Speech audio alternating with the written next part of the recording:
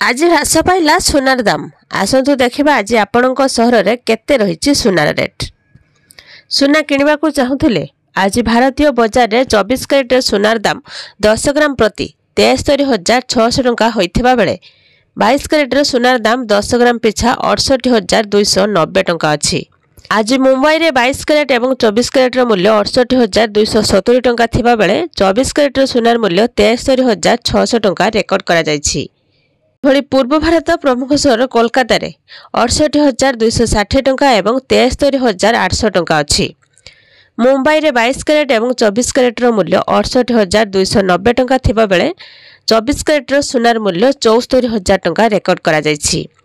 से भली नुआ दिल्ली रे 68,440 टंका और 73,800 टंका अछि। दक्षिण भारत प्रमुख सहर चेन्नई रे 22 कैरेट मूल्य 68,590 टंका थिबा बेले 24 कैरेट सुनार मूल्य 73,760 टंका रेकर्ड करा जायछि। एभली ओडिशा राजधानी भुवनेश्वर रे 10 ग्राम पिछा 24 कैरेट सुनार दाम 73,000 टंका रहिथिबा बेले 22 कैरेट सुनार दाम 67,000 टंका रे अछि।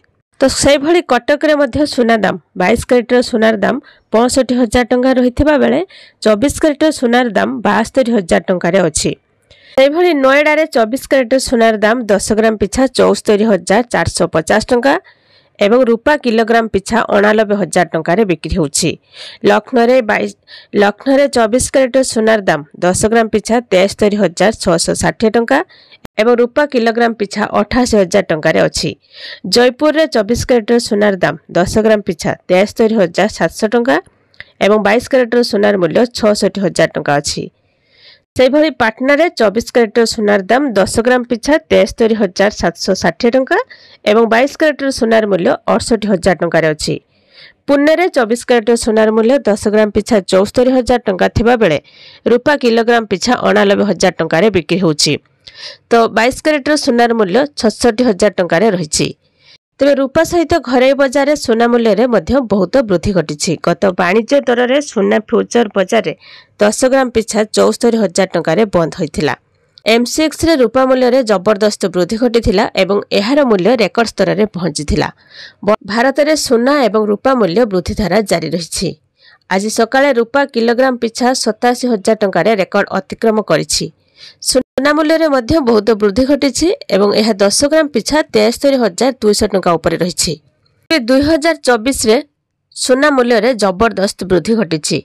एहा परे जुलाई रे सर्वकालीन सर्वोच्च रेकर्ड भांगिबा सह एक नुआ रेकर्ड सृष्टि करिबो। ते सूचना पाई सुना दर रे हठात वृद्धि को नै विभिन्न विशेषज्ञ भिन्न भिन्न मत रहिछि।